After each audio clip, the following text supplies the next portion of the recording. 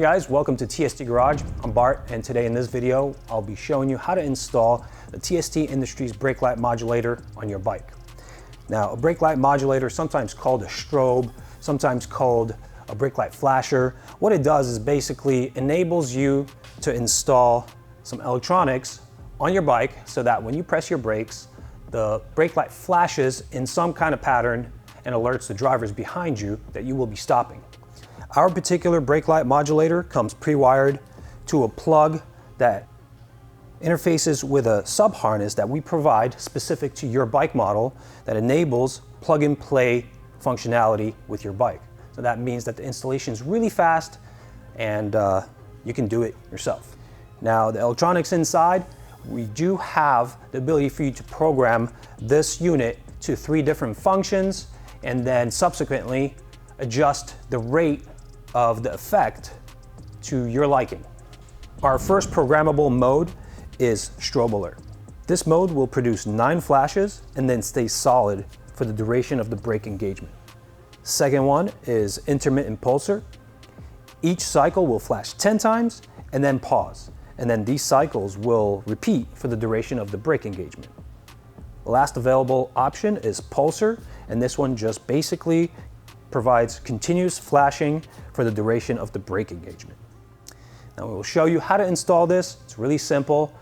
And then after the installation chunk, I will show you in detail how to get inside here, how to program the different modes, and how to alter the rate of those different modes. We did think about the safety of such devices during the design phase. So we decided to design this in a way that it will be a pass-through component. In case you experience a failure on board here, it will just pass through your normal brake function, which means you press your brake light lights up, there's just no effect. In case you do experience that failure, we do offer a warranty, so we have guys standing by in our support department that will take your call, email, Facebook message, whatever, and we'll get you replaced. And that's pretty much it. Now, I'm really excited to show you guys just how easy this is to put on and configure. So let's get started. For this installation, we got ourselves a mostly stock KLX 300. We've taken off the stock fender and stock fender lighting. We replaced that with our integrated taillight. Whether you're using our brake light modulator with the OEM setup or the new TST Industries integrated taillight, the installation flow will be exactly the same. We will still be using that same vehicle-specific harness. Harness plugs into our brake light modulator, and then you disconnect the tail light connector, plug it in through here, plug this into the harness, and then you're good to go. So let's grab some tools, take off some of these components, and then we'll make that installation. I'm going to start with an 8mm socket, removing these 2 fasteners. Once these fasteners come off, we need to dislodge a friction fastener that is right about here. We need to pull that outwards. Before we get to that, these tabs should already be clear from under the seat. And now pull outboard. That friction fastener is right under here. And then there are several tab and windows here, so we just have to be very careful. Okay, once this peg comes out of the grommet, these guys basically just fall out as long as you have neutral force here. If you're pulling towards the front too much, it will hang up on the windows. You do have a tab and a window, a tab and a window, so just be wary of that. I'm going to perform the same thing on the other side.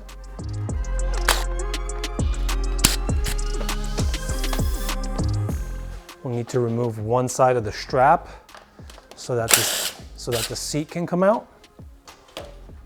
Once the strap is off, we'll grasp the seat and move it out in a swoop motion. We are going to pull this downward and this upward and away towards the rear.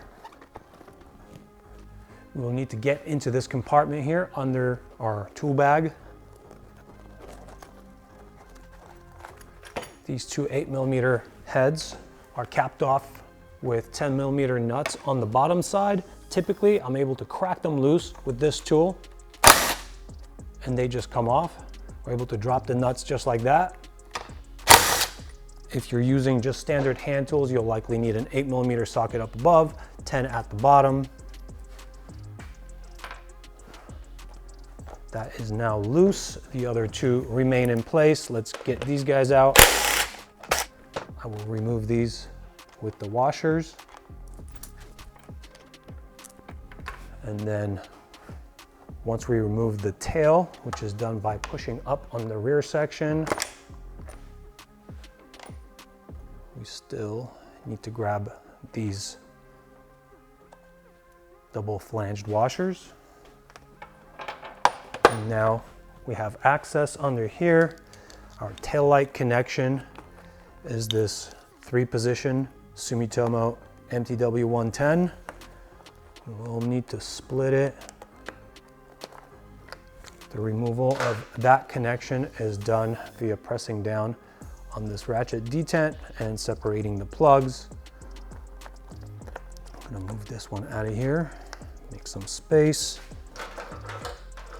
grab the vehicle specific harness, get that situated onto the bike's harness, and then can feed the new 3-position plug through the OEM location, connect our taillight.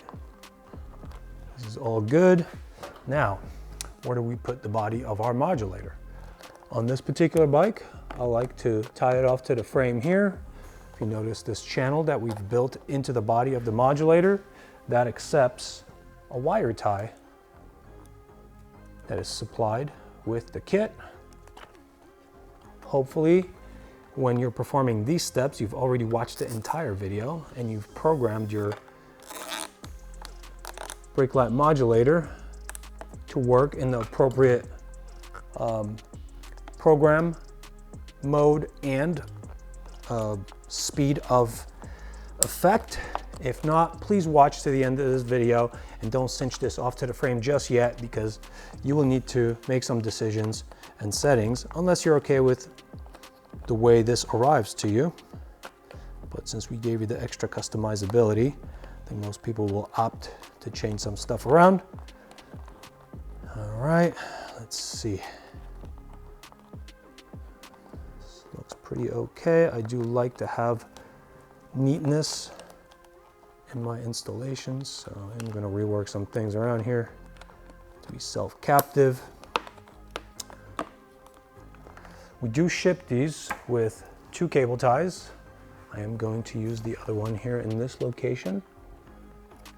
This is still fairly floppy, even though the tail fairing is going to keep it in place. I do want to tie it off one more location here. And in this area, I'm going to capture some of the wire and possibly some of this connector.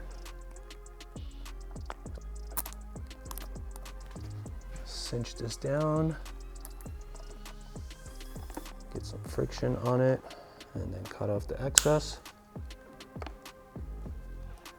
Cinch this guy down, cut off the excess. All right, it's all looking pretty proper here. I have a nice, neat arrangement of cables, wires, connectors, everything here. That is pretty much a necessity for this installation because we don't want to impede the ability of that tail to sit on its mounting surfaces. So we're pretty much constrained to this area where we could manage the bulk, and that is done by not having too many overlapping superimposed things. This looks pretty good to me. Let's go ahead and test it. Okay. Got the brake alert function going. Let's grab our tail, bring it back into view. We will have to place these spacers on here. Align that up first. Then the fasteners protruding from beneath this part here will need to find their holes. Once all of this is aligned, I am going to make sure that these 2 friction fasteners back here are aligned and then press them down until they snap into their position. Grab these nuts and superimpose them on the bottom of these screws, start threading them in. I'm gonna hold them with a 10mm on the bottom, 8mm on the top. And these two remaining guys in here, start the thread.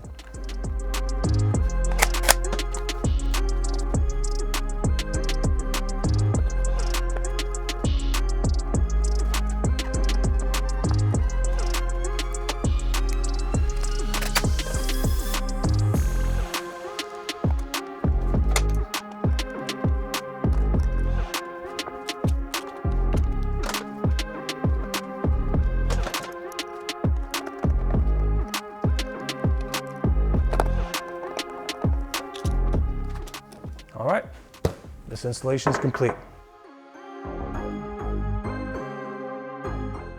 For mode selection and rate adjustment, we will need to get inside this capsule to access the electronics. These two Phillips head screws will need to be removed. What I like to do is unscrew them until they disengage from the receiving threads and leave them in the cap. Otherwise, it's pretty easy to lose them. If we pull them off with the cap, they are self-captive. All right, now we'll identify the parts here. This button is the mode selector, and this potentiometer is your rate adjuster. Clockwise is faster, counterclockwise is slower.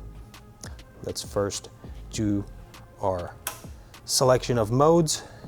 With the brake pressed, press the button once to toggle to the next available program. Now the brake does have to be pressed so that the unit powers up, otherwise you won't be able to make the selection. If you find that you've pressed the button but the selection has not been changed, just do it again with the brake pressed. So now we will go on to the next program, press the brake once more, press the button once, and now you're in the next mode. Now we've switched twice, so pressing it one more time will return to the original mode that your unit arrived in. Now for rate adjustment, we'll be using the potentiometer. With the brake pressed, we can turn it clockwise to make it go faster, counterclockwise to decrease the rate.